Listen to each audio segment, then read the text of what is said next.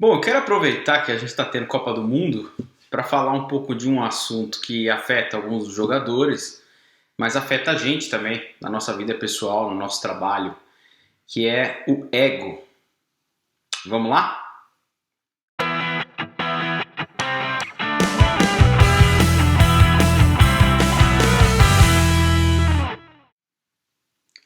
Como muitos de vocês, eu tenho acompanhado a Copa e não pude deixar de ver a discussão em cima do Neymar, principalmente naquele primeiro jogo, quando ele se machucou. E aí pessoas comemorando a contusão dele, outras pessoas achando que o Brasil precisa dele mesmo e tudo mais. Mas por trás dessa discussão toda, existe todo um debate sobre a figura dele, a figura do Neymar, e o quanto que ele é amado ou odiado, que faz parte na vida de uma celebridade. Mas eu quero trazer um outro olhar aqui, que é esse olhar do ego. E muitas das críticas que o Neymar leva às vezes tem a ver com uma história que afeta todos nós, que é até que ponto eu fui devorado pelo meu ego, até que ponto o ego me dominou. Tem até uma analogia antiga, né, que vem lá do Egito, da história da esfinge, e a esfinge, uma das reflexões que ela traz ali, que estava até escrito na obra e tudo mais, era: decifra-me ou eu te devoro.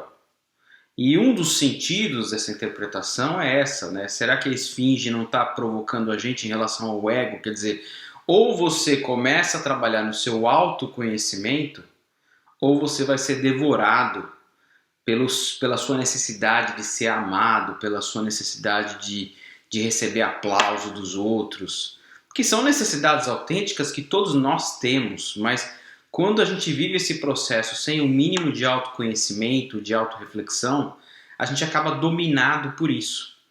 Que é o que eu acho, particularmente, opinião minha aqui, que acontece com o Neymar e acontece com muitas dessas outras celebridades. Então, se você for olhar a carreira dele, o jeito que ele começou a jogar lá há mais de 10 anos atrás, a fazer sucesso, toda aquela alegria que ele tinha, aquela leveza que ele tinha, hoje, ao entrar em campo, parece que a preocupação é outra, a preocupação é muito mais com a imagem. E o quanto isso tem a ver com a gente? Tem muito a ver com a gente, porque se eu olhar para você como um profissional, como alguém que tem uma carreira, o quanto que o nosso ego nos afeta no trabalho, no ambiente de trabalho, né? Quantos e quantos e quantos executivos, executivas eu já não vi por aí estragando as suas carreiras porque não tem essa habilidade do autoconhecimento, do que a gente chama tanto aqui nos Estados Unidos de self-awareness, né? Quanto que isso é importante para uma carreira. De você parar e olhar e falar: não, peraí, o meu posicionamento naquela reunião não foi tão adequado. Eu acho que talvez eu tenha sido percebido pelas pessoas como alguém impaciente. Eu acho que algumas colocações que eu fiz na reunião, algumas pessoas podem ter se sentido atacadas. Na próxima reunião eu vou repensar. Talvez até mesmo antes da próxima reunião eu vou falar com essas pessoas para esclarecer meus pontos, para garantir com que não exista um conflito que vai prejudicar a minha carreira aqui na empresa. Quantas pessoas fazem isso? A maioria não faz, a maioria passa batido, porque muitas vezes nem percebe. Então veja que esse mecanismo que a gente começou falando da Copa do Mundo afeta todos nós. Nenhum de nós está imune a essa ilusão do ego de ser realmente dominado, dominada pelas necessidades mais básicas do ser humano, né? Que eu já falei aqui, de ser amado, de ser reconhecido, de se sentir superior, a necessidade de poder e tudo isso. E faz parte, tá? Existem algumas correntes de religiões, principalmente ligadas ao budismo, que defendem a ideia que a gente tem que minimizar o nosso ego e tal, e algumas delas dizem até destruir o nosso ego para que a gente possa se libertar.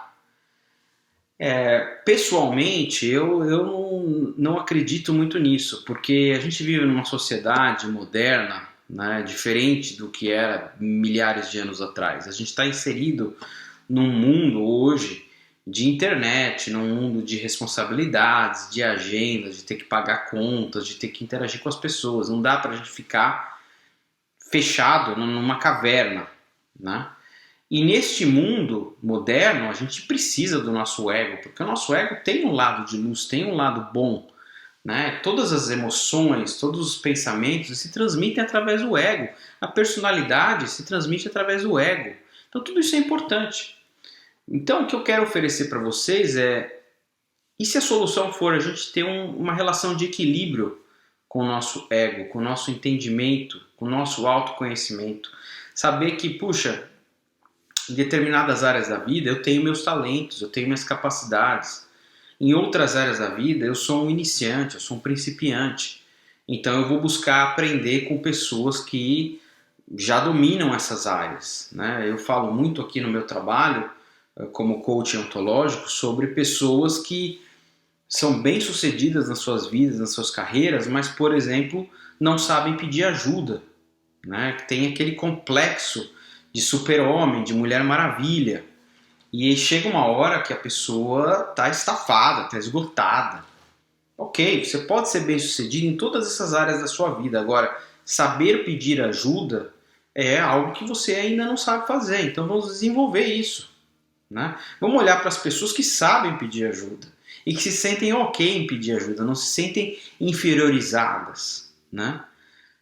Então era isso. E eu vou deixar aqui no card também um outro vídeo relacionado a esse assunto, tá? Se inscrevam aqui no meu canal, é gratuita a inscrição, curta o vídeo, deixa seus comentários aí e que você tenha uma semana maravilhosa pela frente. Um grande abraço.